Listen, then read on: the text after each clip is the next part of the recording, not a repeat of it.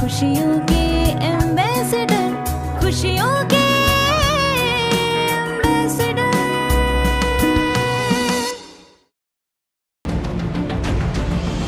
बुलंदशहर में 1 litre chemical से 500 litre दूध तैयार करने का मामला सामने आया है। माँ का दूध नवजात बच्चे के लिए शुद्ध पौष्टिक आहार का विकल्प है। जन्म से लेकर दांत आने की अवधि तक बच्चों के लिए माँ का दूध ही उनके पोषण और विकास का एकमात्र माध्यम होता है। माँ के दूध के विकल्प के रूप में गाय के दूध को सर्वश्रेष्ठ विकल्प पाया गया है। तभी तो भारतीय परंपरा में गाय को गौ माता कहा जाता है।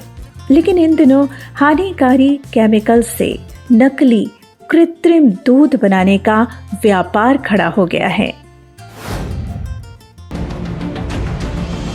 बुलंदशहर में 1 लीटर केमिकल से 500 लीटर दूध तैयार करने का मामला सामने आया है। इसके लिए ऐसा फार्मूला इस्तेमाल किया गया जिससे नकली दूध का फैट कंट्रोल हो जाए और मशीन की पकड़ में भी न आए। इसका खुलासा खाद्य सुरक्षा विभाग की सियाना रोड स्थित अग्रवाल ट्रेडर्स के यहाँ कार्रवाई से हुआ। करीब 4 गोडाउन्स पर छापेमारी की और यहाँ से नकली दूध और पनीर बनाने के केमिकल्स बरामद किए। पता ये चला कि यहाँ का जो इन गोडाउन्स का मालिक है वो अजय अग्रवाल है, जो खुद इन कई तरह के केमिकल्स को मिलाकर एक फार्मूला तैयार करता था और उस फार्मूले के सहारे ही नकली दूध और पनीर तैयार किया जाता था। व्यापारी अजय अग्रवाल ने अपने फार्मूले को गांव देहात के छोटे बड़े मिल्क सेलरों को भी बांट दिया था। नकली दूध में नेचुरल मिठास लाने के लिए 2 साल पहले एक्सपायर हो चुका सिंथेटिक सिरप यूज किया जा रहा था, जो सामान्यतः स्टारबक्स की कॉफी में डाला जाता है। अजय अग्रवाल करीब 20 साल से नकली दूध और डेयरी प्रोडक्ट बेच रहा था। उसने नकली दूध बनाने का फार्मूला कहां से सीखा, इस बारे में अभी तक कोई खुलासा नहीं हुआ है। आरोपी अजय अग्रवाल के गोदाम से नकली दूध बनाने में इस्तेमाल होने वाले जो केमिकल मिले हैं, उनमें स्किल्ड मिल्क, कास्टिक पोटाश, वे पाउडर, सार्विटोल, सोया रिफाइंड, सिंथेटिक सिरप और मिल्क परमिएट पाउडर का इस्तेमाल किया जा रहा था। मोम जैसा दिखने वाला सोया रिफाइंड फैट की मात्रा को कंट्रोल करता है। खाद्य सुरक्षा विभाग ने अपने दफ्तर में डेमो करके बताया कि 2 मिनट में नकली दूध कैसे तैयार होता है। कई केमिकल मिलाकर तैयार हुए 10 ml प्रीमिक्स को सफेद पानी में मिलाया गया। इसके बाद महज 1 मिनट में 1 लीटर दूध बनकर तैयार हो गया। जनसंख्या बढ़ने के साथ साथ पौष्टिक दूध की उपलब्धि एक बड़ी चुनौती बनती जा रही है। सही पौष्टिक दूध का उपलब्ध ना हो पाना और नकली दूध के बढ़ते व्यापार से बच्चों सहित दूध से बनी मिठाई खाने वाले जनमानस के लिए स्वास्थ्य पर गंभीर खतरा खड़ा हो गया है। लेकिन समस्या है तो समाधान है ही। भारतीय परंपरा में गौपालन को महत्वपूर्ण स्थान दिया गया है। गौपालन और कृषि एक दूसरे के पूरक हैं।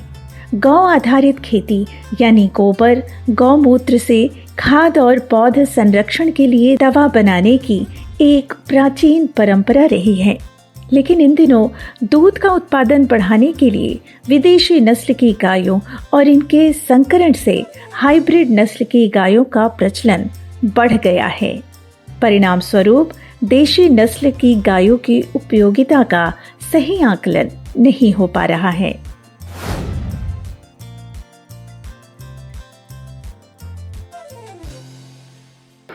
बाबा जी, जीवावस्था से संबंधित कुछ जिज्ञासाएं हैं, जिसमें से प्रथम देसी गाय व जर्सी गाय का तुलनात्मक अध्ययन थोड़ा विस्तार से समझें।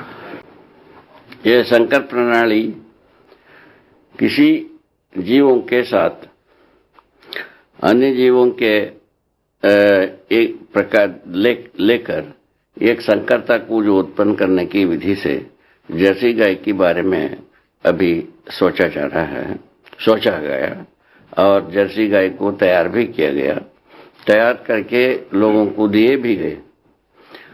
किंतु संकर जाति में यह देखा गया वंश जो है ना स्थिर नहीं हो पाता है। संकर तो कर देता है किंतु संकरता की स्थिरता अस्तित्व में नहीं होता। शनै शनै संकरता पुनः क्षरण होते होते वो पुनः जहां पहुंचना था पहले की यथास्थिति था या उससे बदतर स्थिति है वहां पहुंच करके अंत हो जाता है। ये संकर प्रणाली स्वयं मनुष्य का एक आपराधिक मानसिकता है। संकर प्रणाली का सोच मानव परंपरा के लिए एक आपराधिक मानसिकता का द्योतक है। अपराध को सोचे बिना संकरता को सोचा नहीं जा सकता। इसको बारंबार ये प्रकृति इस प्रकार से बताया है, संकरता तब तक वास्तविक नहीं हो सकता वास्तविकता के सूत्र से जुड़ा हुआ संकरता ना हो। उसी को उन्नत माना जाए। वंश का उन्नत या बीज का उन्नति तभी माना जाए जब तक वो वंश और बीज परंपरा ना बन जाए। तो उस परंपरा जब तक नहीं बन सकती है तब तक वो अपने आप में क्षरण होना पाया जाता है। अर्थात प्रकृति अस्वीकृति, प्रकृति के लिए अस्वीकृत होने का विधि ये स्पष्ट होती है। प्रकृति जब अस्वीकार करता है उसको हम प्रस्तुत करते हैं, हम न्यायिक कब हुए, हम न्यायिक कब हुए, एक सोचने की काम है। प्रकृति विरोधी जितने भी हम सूझबूझ तैयार करते हैं अपने अनुसार बहुत बड़ी भारी तीर मारे ऐसे ही ना सोचते हैं कि तो वो तीर मारी कहां पहुंचा, वो क्या प्रकृति स्वीकारी। माने प्रकृति विरोधी होकर के हम मानव का उपकार करते हैं ऐसा सोच के बहुत कुछ काम कर गए। अभागा मानव ये भी सोचता रहा बहुत सारा ये बड़ा उपकार हो रहा है। जर्सी गाय आने से कई लोग ऐसा सोचे अवश्य है, हमारे सामने की बात है, ये बड़ी उपकार हुआ ऐसा भी सोचा गया, जबकि प्रकृति विरोधी है। प्रकृति विरोधी का आधार कैसे स्पष्ट होता है? प्रकृति विरोधी यही स्वीकार नहीं, प्रकृति कहाँ स्वीकार है संकरता को, वंश परंपरा नहीं, वंश परंपरा स्थिर नहीं हुआ। जर्सी गाय का वंश परंपरा स्थिर नहीं होने के कारण उसका दूध पे क्या प्रभाव पड़ता है? हाँ, दूध के साथ ये कुप्रभाव पड़ता है। जब वंशी स्थिर नहीं है उनका रसों का संतुलन तो हो ही नहीं सकता उस परंपरा का। सभी सही बात तो ये है, रस ही जब संतुलित नहीं है, असंतुलित रस परंपरा में बनी हुई दूध से आदमी कैसा ठीक होगा। वैज्ञानिक रिसर्च से भी अब प्रमाणित हो गया है कि भारत में देशी नस्ल की गायों का दूध पौष्टिकता के स्तर पर विदेशी और हाइब्रिड गायों से बेहतर है। इसीलिए देशी नस्ल की गायों पर आधारित गौशाला और डेयरी व्यवसाय अब नए सिरे से लोकप्रिय होता जा रहा है। इसके साथ ही गौपालन आधारित सह-अस्तित्ववादी कृषि भी सफलतापूर्वक की जा रही है। गौशाला का देखिए, गाय तो दूध देती ही है, दूध पीने का काम आता है। उनके साथ साथ हम घी बनाते हैं, उसमें से छाछ बचता है। वो छाछ भी ज़मीन को अधिक उपजाऊ बनाने में उनका भी उपयोग करते हैं। ज़मीन को उपजाऊ बनाने में हम गौमूत्र का इकट्ठा करते हैं, उनका अर्क बनाते हैं, उससे कई प्रकार के रोगों का निदान होता है। गौमूत्र का हम कीटनाशक दवाई बनाते हैं। साथ में हमारे पास हाइड्रोपोनिक है, और हाइड्रोपोनिक में हम जो है गौमूत्र मिला करके वो बिना मिट्टी के केवल पानी से चारा उगाते हैं।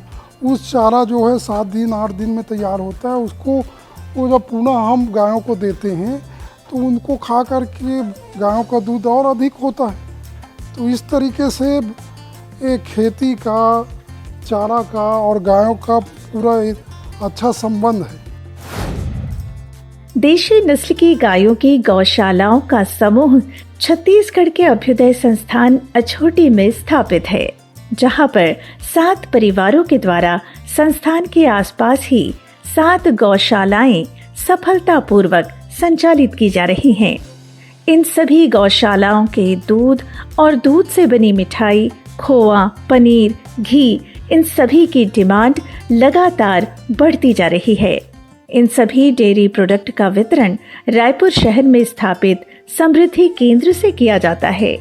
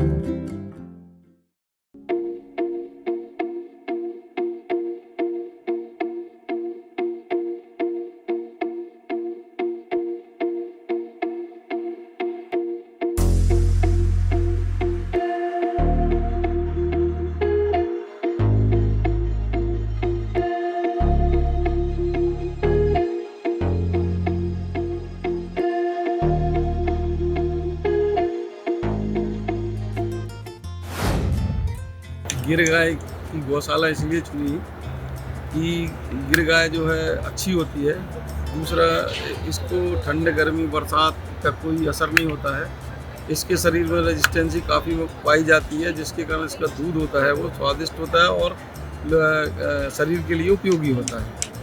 जबकि अन्य गाय का दूध जो है वो A1 मिल्क होता है और उनमें रेजिस्टेंसी नाम की चीज़ नहीं होती है। वो केवल दूध देती हैं और जो है वो जो लोगों के लिए उपयोगी नहीं है। पौष्टिकता में फ़र्क इसमें दिखाई देता है कि गिर गाय का जो दूध होता है उसमें सभी प्रकार के तत्व पाए जाते हैं। दूसरा, इसमें स्वर्ण तत्व भी पाया जाता है, जिसके कारण जो है ये शरीर के लिए काफ़ी उपयोगी होता है। जबकि अन्य गाय जो जर्सी और ये होती है उनमें नहीं पाया जाता है ये चीज़। तो देखा आपने, नकली दूध या सही नस्ल की गाय का दूध ना मिल पाना एक समस्या है, तो उसका समाधान भी उपलब्ध है और आज कई युवा इस व्यवसाय में सफल होकर बिखेर रहे हैं खुशियाँ। तो बने रहिए हमारे साथ और हमारे चैनल को सब्सक्राइब कर लीजिए और हाँ, बेल आइकॉन प्रेस करना ना भूलिएगा। तो फिर मिलते हैं अगले सप्ताह इसी दिन इसी समय। तब तक के लिए नमस्कार।